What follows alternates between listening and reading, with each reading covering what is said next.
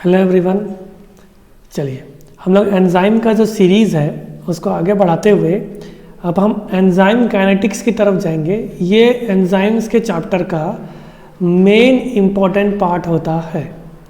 इस लेक्चर में हम कवर करने की कोशिश करेंगे कि हम रेट लॉ को कैसे लिखते हैं और ऑर्डर ऑफ रिएक्शन क्या होते हैं। ठीक है, तो एंजाइम काइनेटिक्स हम आज देखेंगे, बेसिक इंट्रोडक्शन देखेंगे और इन बेसिक टॉपिक्स को कवर अप करने की कोशिश करेंगे जिनको हम रेट लॉ या ऑर्डर ऑफ रिएक्शन बोलते हैं। इसके यही आधार बनेगा एंजाइम काइनेटिक्स का इम्पॉर्टेंट इक्वेशन की तरफ, जिसको हम लोग माइकलिस मेंटन इक्वेशन कहते हैं। तो सबसे पहले हम लोग देख सकते हैं कि भाई एंजाइम काइनेटिक्स क्या होता है। एक क्वेश्चन हमारे पास आता है कि एंजाइम काइनेटिक्स क्या होता है। तो अगर मैं एंजाइम काइनेटिक्स की बात करूं तो एंजाइम काइनेटिक्स जो है वह इस की स्टडी से, काइनेटिक्स मतलब ये हुआ आप किसी का स्पीड मेजर कर रहे हो। हम काइनेटिक्स जनरल आमतौर में बात करूं, ठीक है। अगर आप एंजाइम के द्वारा कैटेलाइज्ड रिएक्शंस, अगर आप एंजाइम के द्वारा कैटेलाइज्ड रिएक्शंस का क्वांटिटेटिव स्टडी करें, इसका मतलब एंजाइम जो कैटालिसिस कर रहा है वो कितना मिनट पे कर रहा है, उस रिएक्शन को प्रोसीड करने में वो कितना मिनट कर रहा है, तो आप बोलोगे कि यह जो रिएक्शन है वो 2 मिनट में कंप्लीट हो पा रहा है। तो एंजाइम काइनेटिक्स है क्या? एंजाइम काइनेटिक्स इज स्टडी, एक ऐसा लिख सकते हैं अपन, इज क्वांटिटेटिव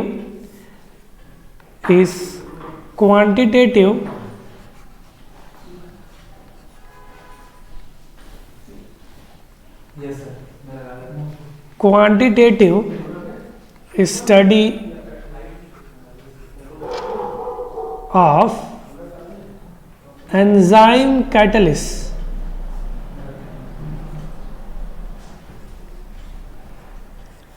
एंजाइम जब कैटालिसिस कर रहा है, अगर आप उसका क्वांटिटेटिव स्टडी करेंगे, जब उसका क्वांटिटेटिव स्टडी करेंगे तब मैं क्या बोल सकता हूँ कि आप एंजाइम काइनेटिक्स स्टडी कर रहे हैं।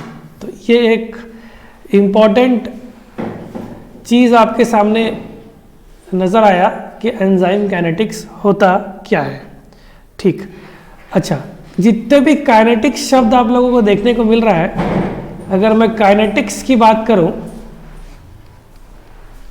तो काइनेटिक्स मतलब मैं आपको बताया कि आप किसी के स्पीड को मेजर कर रहे हो। आप अभी फिलहाल रिएक्शन की स्पीड को मेजर कर रहे हो, तो काइनेटिक्स का जो स्टडी है वो मेजर करता है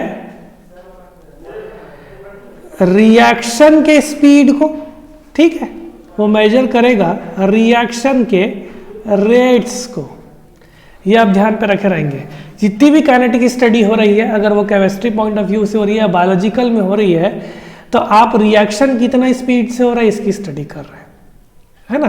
तो आपके पास एंजाइम्स और काइनेटिक्स दो अलग अलग शब्द है, जिसमें आपको एंजाइम देखने को मिल रहा है वो क्वांटिटेटिव स्टडी है एंजाइम कैटालिसिस का, और काइनेटिक्स जो है वो मेजर कर रहा है रिएक्शन के रेट्स को। जो मेजर करे उसको हम लोग क्या बोलेंगे? काइनेटिक्स। अब एंजाइम काइनेटिक्स इसको बोलेंगे कि एंजाइम का जो एफिनिटी है, एंजाइम कितना आकर्षित है अपने सबस्ट्रेट के ऊपर, इसकी भी स्टडी हम लोग काइनेटिक्स में करते हैं। ठीक है, तो affinity of enzyme for substrates and inhibitor, affinity of enzymes for substrate and inhibitors। अब एक चीज ध्यान जाइए कि अगर हमारे पास एंजाइम है, मान के चलिए ये एक एंजाइम है, उस एंजाइम से सबस्ट्रेट बाइंड हो रहा है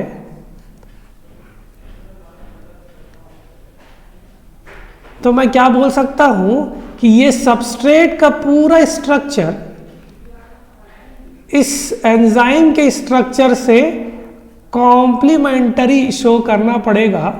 जिस प्रकार से एक ताला में एक चाबी फिट हो सकता है, उसी प्रकार से एक एंजाइम जो एक ही सबस्ट्रेट से बाइंड होगा, इतने स्पेसिफिक है।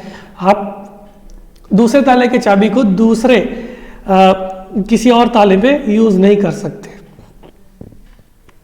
जिस जगह पे एंजाइम का वो वाला पार्ट, याद रख रहे ना, इस इंपॉर्टेंट चीज मैं आपको पहले भी ये चीजें बता दूंगा, आप टेंशन मत लीजिए, ठीक है। एंजाइम का वो वाला पार्ट जिससे सबस्ट्रेट बाइंड होता हो वो कहलाता है एक्टिव साइट। तो एंजाइम का वो वाला हिस्सा जहां पे सबस्ट्रेट बाइंड हो वो कहलाता है एक्टिव साइट। तो एक्टिव साइट क्या हुआ? Active site region of enzyme, enzyme का वो वाला हिस्सा जहां पे सबस्ट्रेट बाइंड हो।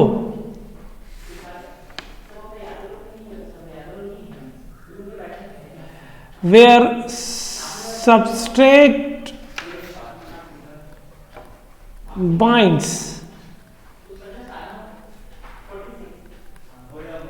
और बाइंड होने के बाद आप कैटालाइज कर सके, तो इसी जगह पे सबस्ट्रेट आकर के बाइंड करेगा। इसी को हम लोग क्या बोलेंगे? Active site. ये एक इंपॉर्टेंट पॉइंट है, आपको ध्यान पे रखना पड़ेगा। तो एंजाइम काइनेटिक्स क्वांटिटेटिव स्टडी है कि आप रिएक्शन की स्पीड को मेजर कर रहे हो, और आप मेजर कर रिएक्शन रेट की बात आ गई हमारे पास, और एफिनिटी ऑफ एंजाइम्स की बात आप लोग देख सकते हो। ठीक, तो ये एंजाइम काइनेटिक्स के बारे में हो गया। इवन मैं बोल सकता हूं जो काइनेटिक्स है, एंजाइम काइनेटिक्स, ये प्रोवाइड करेगा रिएक्शन मैकेनिज्म के बारे में भी इंफॉर्मेशन। तो रिएक्शन मैकेनिज्म के बारे में भी ये इंफॉर्मेशन दे तो वो हम एंजाइम काइनेटिक्स में रिएक्शन के मैकेनिज्म, रिएक्शन का स्पीड, एंजाइम का सबस्ट्रेट के प्रति क्या अट्रैक्शन है, कितना अट्रैक्शन है, इनिबिटर्स कितने ने। देखो अब एंजाइम्स को इनिबिट भी करने वाले लोग हैं, एंजाइम्स की एक्टिविटी को रोकने वाले भी हैं, वो भी उनकी भी स्टडी के एंजाइम्स अगर इनिबिटर्स की तरफ ज़्यादा अट्रैक्ट हो जाए तो एंजाइम का रिएक्शंस हो नहीं पाएगा। ठीक है,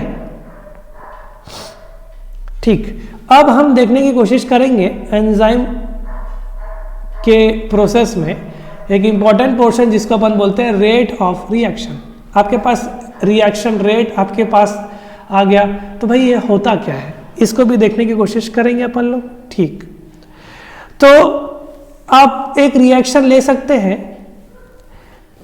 A प्लस B प्रोडक्ट में कन्वर्ट हो रहा है। अब ये दोनों ही रिएक्टेंट है, और प्रोडक्ट जो है, ये प्रोडक्ट हुआ, P को हम प्रोडक्ट में कर रहे हैं। ठीक, रेट ऑफ रिएक्शन को हम लोग एक्सप्रेस करते हैं चेंज इन कंसंट्रेशन, कि सांद्रता कितनी है और एक निश्चित समय में इनका कंसंट्रेशन कितना चेंज हो रहा है। तो कंसंट्रेशन का डिपेंडेंसी अगर हम लोग टाइम की तरफ देखने का प्रयास करेंगे तो हम लोग बोल रहे हैं हम रिएक्शन की स्पीड लगा सकते हैं। अब आप देख सकते हो अगर A रिएक्टेंट है और B भी रिएक्टेंट है, जब ये रिएक्शन प्रोडक्ट में कन्वर्ट होगा जब ए और बी प्रोडक्ट में कन्वर्ट होंगे तो रिएक्टेंट जो है वह टाइम के साथ साथ कम होता नजर आएगा, मतलब डिसअपियर होना स्टार्ट हो जाएगा। मैं एक चीज देख सकता हूं कि उसका कंसंट्रेशन कितना कम हुआ जब टाइम के साथ साथ रिएक्शन आगे की तरफ बढ़ रहा है। प्रोडक्ट का क्या होगा कि प्रोडक्ट धीरे धीरे उसका कंसंट्रेशन इंक्रीज होगा, तो मैं बोल सकता हूं प्रोडक्ट अपीयर होना स्टार्ट हो जाएगा। तो हम रिएक्टेंट और प्रोडक्ट का रेट ऑफ रिएक्शन हम लोग देखते हैं रेट ऑफ डिसअपियरेंस से, रेट ऑफ डिसअपियरेंस से, कि प्रोडक्ट जो है रिएक्टेंट जो है उनका कंसंट्रेशन में कितनी कमी आई एक निश्चित समय पे, 1 सेकेंड में कितना कम हो रहा है, तो उसको हम लोग क्या बोलेंगे, रेट ऑफ डिसअपियरेंस। अच्छा, प्रोडक्ट में हम लोग नापते हैं रेट ऑफ अपीयरेंस।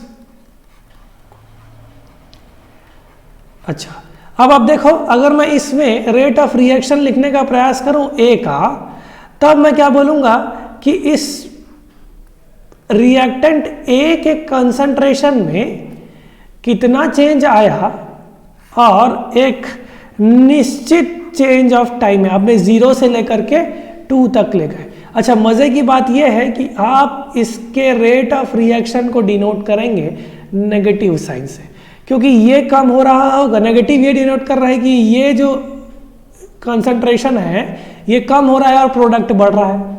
ठीक, बी का आप उसी तरह लिखेंगे नेगेटिव साइन के साथ डेल्टा, ठीक, चेंज डेल्टा से हम लोग चेंज कि इनका कंसंट्रेशन कितना और हम कंसंट्रेशन को ब्रैकेट में डिनोट करते हैं, और डिवाइडेड बाय कितना चेंज ऑफ टाइम में ये हो पा रहा है। तो नेगेटिव रिएक्टेंट के लिए यूज किया जाता है। जैसे कि मैं पी की बात करूं कि जो प्रोडक्ट है वो कितना चेंज हुआ एक निश्चित समय में डिवाइडेड बाय टाइम। ठीक, चलो अगर मैं इसको देखने का प्रयास करूं और इनके रेट ऑफ रिएक्शंस लिखने का कोशिश करूं तो इस तरह से लिखूंगा, लेकिन ये सभी इक्वल होंगे। क्यों? जितना ये घटेगा, ये दोनों घटेगा, उतना ये बढ़ेगा, केवल साइन का डिफरेंस रहेगा। इस कारण से हमने नेगेटिव साइंस यहां पे दिखा दिए। तो रेट ऑफ रिएक्शंस को हम लोग चेंज ऑफ कंसंट्रेशन और टाइम से अपॉन टाइम से दर्शाते हैं। एक एग्जांपल लेकर देखते हैं। अब आप देखिए हमारे पास एक एग्जांपल है, मान के चलिए एक हाइपोथेटिकल एग्जांपल ले सकते हैं अपन, NaCl का ले लेते हैं। चलो, कि सोडियम आयन जो है वह क्लोरीन के साथ रिएक्ट करके NaCl बना रहा है। इन केस हाइपोथेटिकल एग्जांपल, ये हमारे लिए A रिएक्टेंट हो गया, ये हमारे लिए B रिएक्टेंट हो गया, और ये हमारे लिए प्रोडक्ट हो गया। तो अगर मैं इसका रेट ऑफ रिएक्शन लिखने का कोशिश करूंगा तो सोडियम का कंसंट्रेशन में कितना चेंज आया है नेगेटिव साइन के साथ divided by delta t, equal to chlorine में कितना कंसंट्रेशन में चेंज आया है डिवाइडेड बाय डेल्टा टी। अच्छा, ये सब इक्वल रहेंगे एक दूसरे से, और NaCl के में कितना कंसंट्रेशन आया है डिवाइडेड बाय डेल्टा टी। ये एक एग्जांपल हो सकता है आपके लिए रिएक्शन के लिए। इन केस ये हाइपोथेटिकल एग्जांपल है, Na+Cl NaCl बना रहा है। फिलहाल आपके लिए समझाने के लिए यही संभावनाएं होती है। चलिए देखते हैं वाटर का फॉर्मेशन, H2+O2, इसने बनाया H2O। अगर मैं इसको बैलेंस करने का प्रयास करूं, तो यहां पे 2 और यहां पे 2। इस वाले केस में थोड़ा सा डिफरेंस आपको देखने को मिलेगा कि आप जब रेट ऑफ रिएक्शन इस हाइड्रोजन का लिखेंगे तो आप क्या लिखेंगे, डेल्टा H2 लिखेंगे, ठीक, डिवाइडेड बाई डेल्टा T। अब आपको क्या करना रहेगा, जो आपने ये सामने जो नंबर लिखा हुआ है जिसको हम लोग कोएफिशिएंट, स्टाइकोमेट्रिक कोएफिशिएंट बोलते हैं, वो जो यहाँ पे आपने इंक्लूड करके रखा हुआ है वो इस H2 के कंसंट्रेशन के पावर पे आ जाएगा। इंपॉर्टेंट चीज, ठीक। उसी तरह से आप ऑक्सीजन में कोई ऐसा कुछ नहीं है, इतना जैसे देखिए हम लोग नहीं देख रहे थे सामने। अब आपके पास डेल्टा ऑक्सीजन का concentration divided by delta T। चलिए उसके बाद नेक्स्ट अगर देखूं तो कंसंट्रेशन ऑफ वाटर कितना है, डिवाइडेड बाय डेल्टा T। तो ये रेट ऑफ रिएक्शन हम लोगों ने इस तरह से लिख लिया। तो रेट ऑफ रिएक्शन अगर आप लिखने की बात करें, कंसंट्रेशन डिवाइडेड बाय टाइम, ये आप इस तरह से डिनोट करवाओगे, ठीक है। तो ये पूरा रेट हो गया, इस तरह से हम लोग लिखते हैं। चलिए, तो नेगेटिव साइन क्या इंडिकेट कर रहा है कि रिएक्शन में, देखिए आपने रेट लिखा किसका, A प्लस बी से P तक। तो रेट आपने कैसे लिखा, कंसंट्रेशन कितना घटा A का एक निश्चित समय में, इक्वल टू कंसंट्रेशन कितना घटा B का एक निश्चित टाइम पे, और प्रोडक्ट का कंसंट्रेशन कितना बढ़ा एक निश्चित टाइम पे। तो नेगेटिव साइन क्या इंडिकेट कर रहा है, ये ध्यान पे रखिए आप। नेगेटिव साइन इंडिकेट कर रहा है कि A और B, A and B are used up, आप यूज कर चुके हो A और B को। अब पॉजिटिव साइन इंडिकेट कर रहा है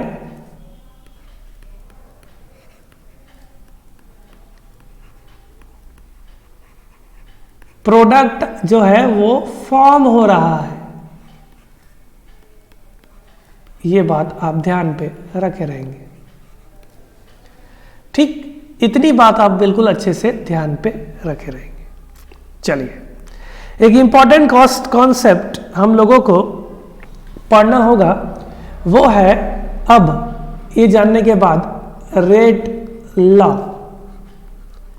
तो रेट लॉ हमको पढ़ना पड़ेगा, ठीक। इस लॉ के हिसाब से आपको क्या देखने को मिला, अकॉर्डिंग टू दिस लॉ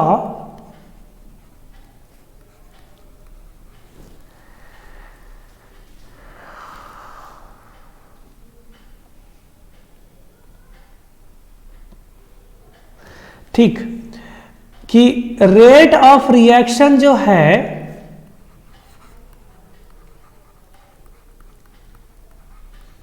वो समानुपाती होता है प्रोडक्ट के कंसंट्रेशन से। एक चीज आप ध्यान पर रखे रहना कि प्रोडक्ट के कंसंट्रेशन एक निश्चित समय में ना, at a given time, is proportional to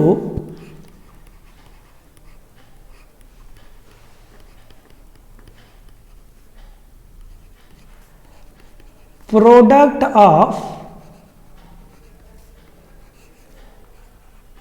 concentration of, लिख लीजिए उसके बाद बताता हूं, कंसंट्रेशन ऑफ रिएक्टेंट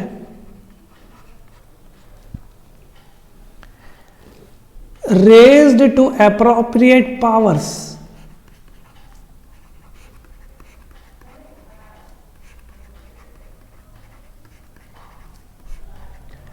अब आप एक चीज ध्यान पे रखिए कि रेट ऑफ रिएक्शन, ये एक चीज इंपॉर्टेंट है, आपको मैं हाईलाइट करके बता देता हूं कि रेट ऑफ रिएक्शन जो है एक निश्चित समय में ये प्रोपोर्शनल है कंसंट्रेशन ऑफ रिएक्टेंट में। अगर दो रिएक्टेंट है तो उनके कंसंट्रेशन को प्रोडक्ट करना पड़े, मतलब मल्टीप्लाई करना पड़ेगा। एग्जाम्पल के तौर पे देखिए, अगर A B में कन्वर्ट हो रहा है तो रेट ऑफ रिएक्शन किसके प्रोपोर्शनल होगा, रेट ऑफ रिएक्शन प्रोपोर्शनल होगा कंसंट्रेशन ऑफ ए, क्योंकि रिएक्टेंट तो यही है, ये भी ध्यान पे रखे रहना। अच्छा, अब आप देखो, अगर हमारे पास A प्लस बी से प्रोडक्ट P बन रहा है, तब रेट ऑफ रिएक्शन जो है वो क्या होगा, वो प्रोपोर्शनल होगा A इंटू बी। मतलब प्रोडक्ट के रिएक्टेंट के जो कंसंट्रेशंस हैं उनका प्रोडक्ट, जब एक से ज्यादा प्रोडक्ट होंगे तब, जब एक था तो आपने डायरेक्टली लिख दिया कंसंट्रेशन ऑफ ए। ये क्या डिनोट कर रहा है, कंसंट्रेशन ऑफ ए को।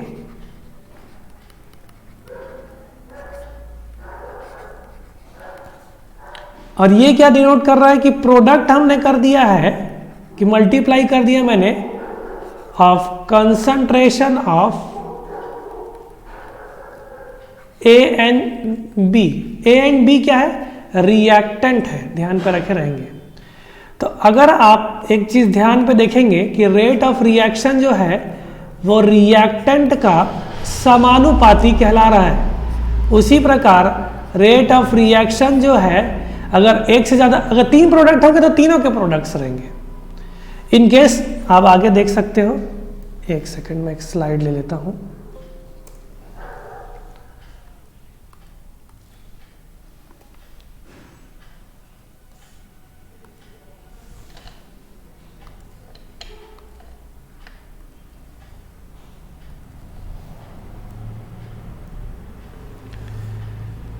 चलिए यहां पे देखने का प्रयास करते हैं। ठीक, एक और एग्जांपल ले लिए, मान के चलिए A प्लस बी प्लस सी, ये प्रोडक्ट में कंसंट हो रहा है, तो आप रेट लॉ क्या लिखेंगे इसका, कि रेट ऑफ रिएक्शन जो है वो समानुपाती होगा concentration of A, concentration of B और कंसंट्रेशन ऑफ सी। तो ये प्रोडक्ट तीनों कंसंट्रेशन रिएक्टेंट के हो गए। ये सब क्या है, ये रिएक्टेंट है।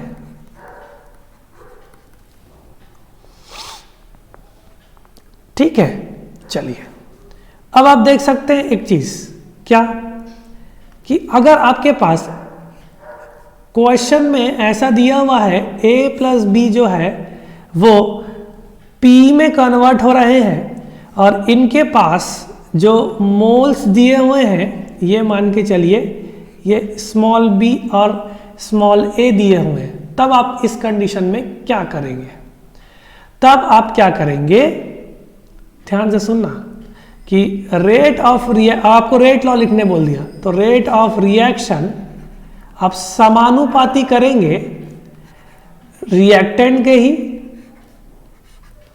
लेकिन ये जो मोल्स आपके पास दे दिए गए हैं, ये जो मोल्स आप लोगों के पास दे दिए गए हैं, उनका आप क्या करेंगे, उसको आप क्या करेंगे कि आप कंसंट्रेशन के पावर्स में लिख देंगे। ए के में मोल जो दिया है वो ए दिया है, स्मॉल ए बी जो है वो बी दिया है। इसी का एग्जांपल अपन ले सकते हैं कि हमारे पास 2H2 प्लस O2 दिया हुआ है और इधर पे 2H2O बन रहा है, तो रेट ऑफ रिएक्शन कैसे लिखेंगे आप, रेट ऑफ रिएक्शन आप लिखेंगे समानुपाती H2 और O2 का होगा, रिएक्टेंट का। अब पावर्स में क्या, H2 के पावर में आप क्या लिखेंगे, 2, तो ये पावर्स में आपको लिखना पड़ेगा। क्लियर, इतना सा आपको चीजें ध्यान पे रखना पड़ेगा। ठीक, अब चलिए अपन लोग एक कोशिश करते हैं कि हम लोग समानुपाती पढ़ लिए कि आपने A प्लस बी से प्रोडक्ट बना लिया और rate of reaction, rate law लिखने की कोशिश कर रहे हैं, तो आप प्रोपोर्शनल साइन कंसंट्रेशन ऑफ ए और कंसंट्रेशन ऑफ बी लिखेंगे। अब देखिए जनरली क्या होता है, इस समानुपाती के साइन को हटाने के बाद एक कांस्टेंट आता है, ध्यान है, आप लोगों ने इतना पढ़ा होगा तो आपको ध्यान पे होगा कि एक कांस्टेंट हमारे पास आता है कि जो रेट ऑफ रिएक्शन है, अगर मैं इस प्रोपोर्शनल साइन को हटाऊं तो मेरे पास एक कांस्टेंट आएगा जिसको अपन बोलेंगे के, और बाकी चीजें हम एज इट इज लिखेंगे।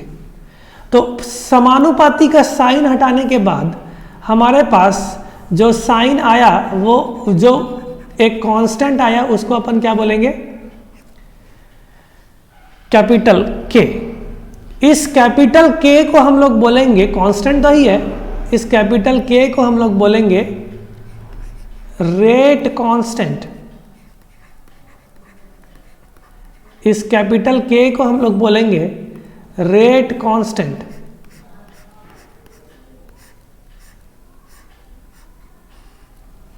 इसको भी आप बिल्कुल ही ध्यान पे रखे रहेंगे। ठीक, तो इस तरह से आप कोई भी रिएक्शन के रेट लॉ लिख सकते हैं और आपको यह साइन देखने को मिलेगा। अच्छा, मान के चलिए आपको लिखना है कि एंजाइम प्लस सबस्ट्रेट प्रोडक्ट दे रहा है एंजाइम सबस्ट्रेट कॉम्प्लेक्स।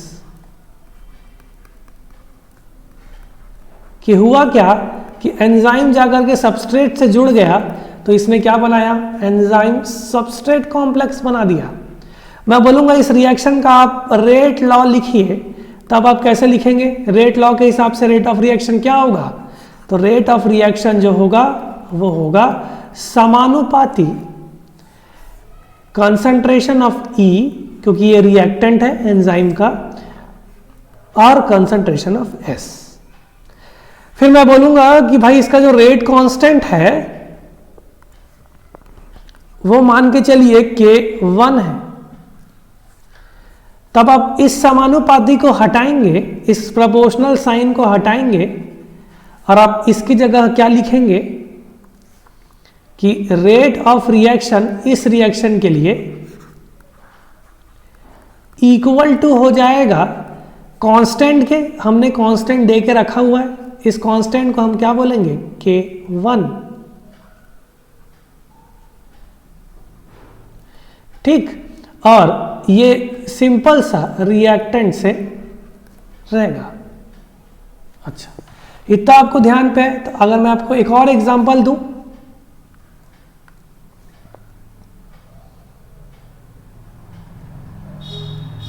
अगर मैं आपको बोला कि एंजाइम सबस्ट्रेट कॉम्प्लेक्स ने एंजाइम प्लस प्रोडक्ट बनाया, तब इसका रेट ऑफ रिएक्शन क्या होगा। फिलहाल मैं रेट ऑफ रिएक्शन को आर लिख रहा हूं, ये प्रोपोर्शनल होगा ES से। और मान के चलिए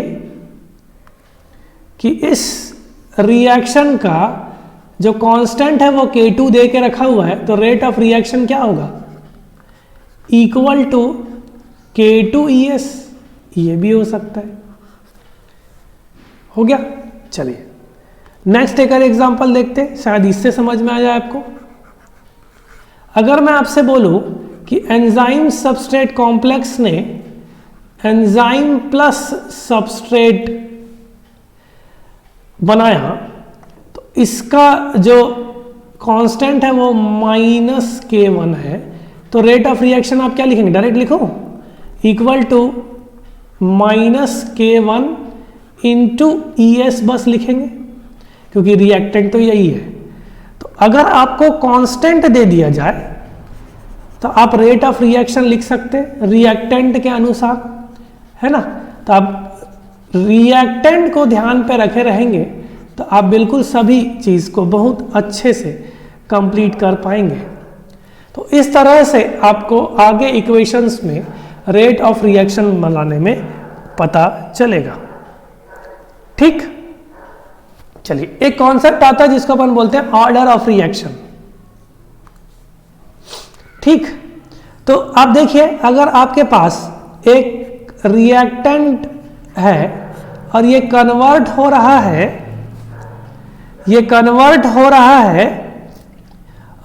एक काम करते हैं, छोटा सा एग्जांपल लेते हैं पहले, तब हम लोग जल्दी समझ पाएंगे। मान के चलिए A जो है वो P में कन्वर्ट हो रहा है। क्लियर। चलिए, तो इसका रेट ऑफ रिएक्शन आप कैसे लिखेंगे? रेट लॉ के हिसाब से।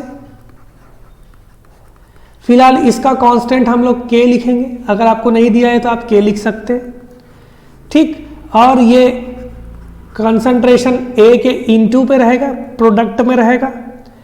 अच्छा, अब आप देखो इसके पावर में आपने क्या लिखा है?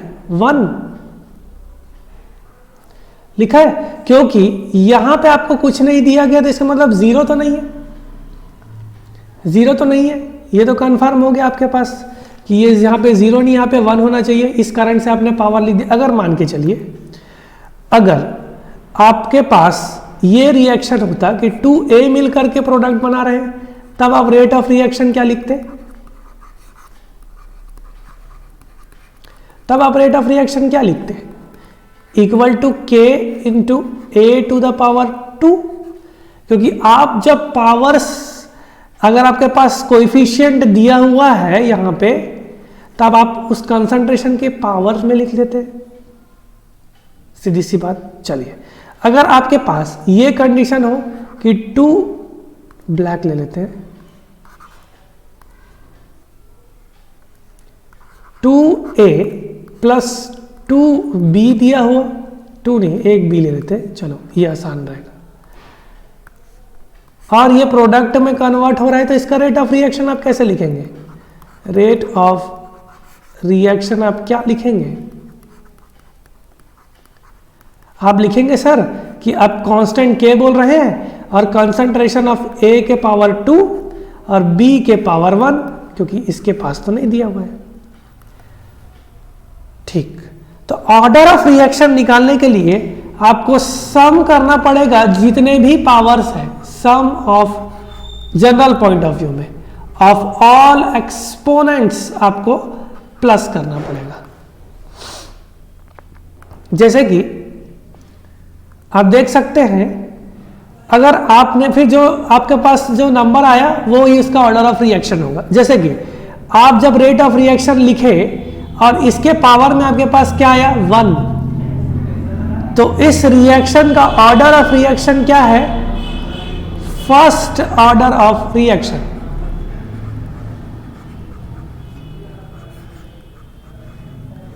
ठीक है। अगर मान के चलिए आपके पास पावर में जो सम आया है ये 2 है, तो ये आपका क्या हो जाएगा? Second order of reaction.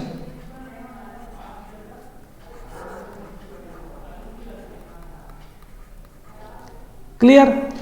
अब देखिए इस वाले की बात, हमारे पास 2 रिएक्टेंट थे, हमने पावर्स को प्लस कर दिया, तो हमने पावर प्लस किया तो हमको क्या मिला? 2 + 1 इक्वल टू 3। तो इसका ऑर्डर ऑफ रिएक्शन क्या होगा? Third order of reaction.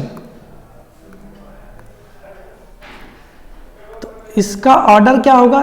Third order of reaction. तो आपको करना क्या है? रेट लॉ लिखना है और जितने भी कंसंट्रेशन में पावर्स है उन सबको ऐड कर देना है, वही ऑर्डर ऑफ रिएक्शन होगा। तो ये आपको ध्यान पे रखना पड़ेगा। कुछ और एग्जांपल्स देखने का प्रयास करते हैं, है ना। तो अगर हमारे पास H2 + O2 है और ये जो है ये 2H2O हो गया, यहाँ पे मैंने बैलेंस किया, तो रेट ऑफ रिएक्शन मैंने क्या लिखा?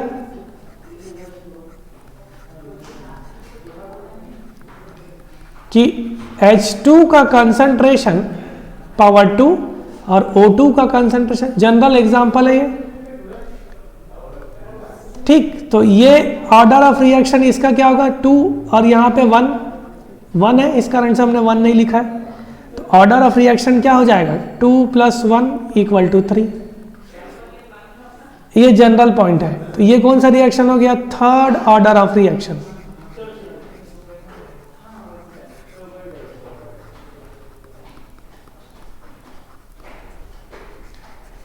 ठीक।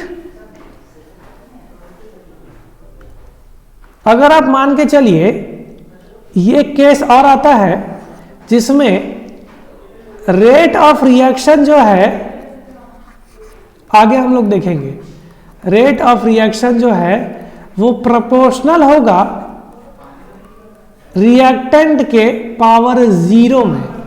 इसका मतलब रेट ऑफ रिएक्शन सबस्ट्रेट के ऊपर डिपेंड नहीं करेगा, रिएक्टेंट के ऊपर डिपेंड नहीं किया, क्योंकि किसी भी नंबर के पावर 0 1 होता है। तो इस केस में क्या होगा कि रेट ऑफ रिएक्शन